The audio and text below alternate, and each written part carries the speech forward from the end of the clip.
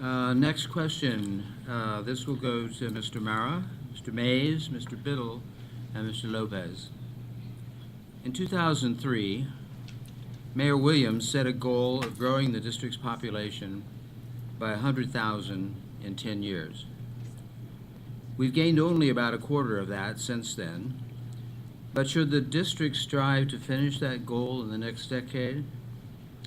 If so, how should the district shape its growth to minimize traffic, pollution, and other effects on existing infrastructure? Mr. Mara. Sure, absolutely. In 1950, we had 802,000 people living in the District of Columbia.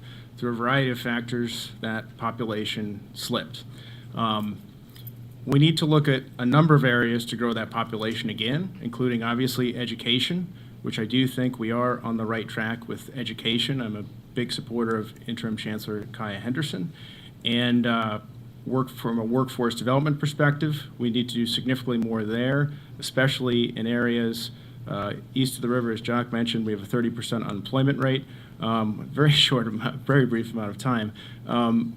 As far as transportation policies, look, I don't own a car. I bus. I bike. I take the metro. I think we need to continue to encourage as many of those policies as best we can. And I will, I'll set the example. You won't see my car parked outside the Wilson Building. Mr. Mays. Yes, I'd like to continue to move towards the goal of 100,000 people, fulfilling that goal. I believe that we should take advantage of where we have land east of the river, and in order to bring more housing, Ward 8 has produced more housing in the last 10 years than any other ward. We need to continue to increase the amount of construction of housing, and particularly family-oriented housing. Where we have available land, we need to use some of our schools, surplus schools, to provide additional housing. And if we do, and we have the other kinds of infrastructure activities in this city and the other things that we need to do to make it a more livable city, we will in fact grow our population significantly. The Southwest Waterfront, the Anacostia Waterfront will all bring more people, and we need to make sure that we take advantage of that in order to increase our tax base. Mr. Biddle.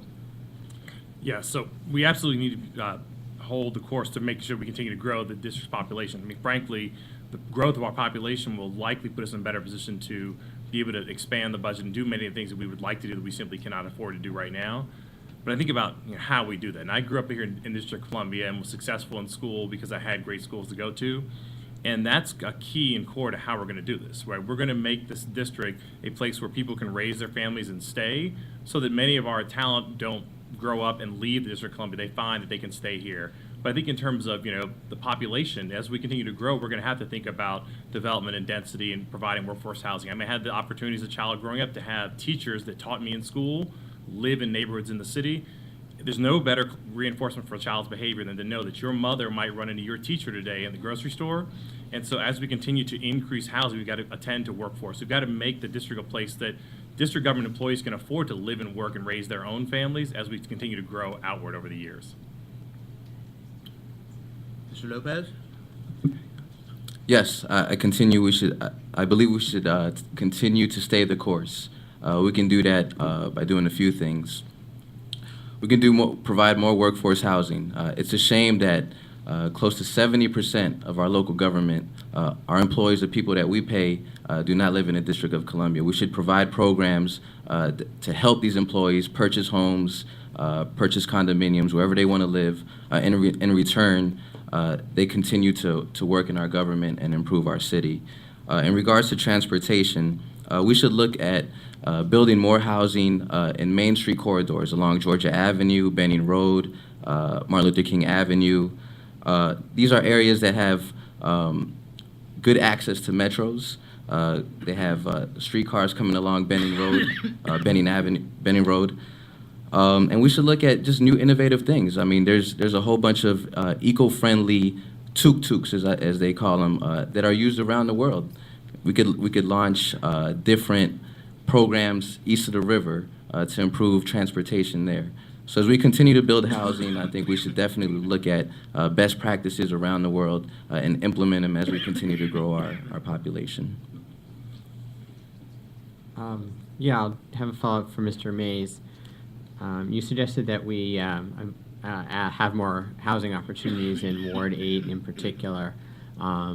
There also have been some projects in recent years that have would have added some amount of housing but have been opposed by communities that are near them. How would you reconcile that? How does one work with the community but also increasing housing and get support? Well, I served 13 years as an ANC commissioner, including 8 years as a chairman, so I'm used to making compromises and used to working with people. Specifically to your question, it is not Ward 8. It is where we have available land. It would matter. No, I live in Ward 1. It would matter not less to me if the housing were built in Ward 1. Ward 1, in my estimation, squandered many of our opportunities to build more affordable housing in order to build more condominiums that are sitting there vacant as we sit here tonight. And consequently, we have not used those opportunities to bring more people into the city and give an opportunity for people working class and the people who would stay in the city and take advantage of living here in the city. We haven't given them the opportunities. So Ward 8 happens to be where there's some land. Ward 7 has land. Ward 6 has land. The waterfronts have land. That's why I said where we have opportunities, we should look to increase housing and increase density. Thank you.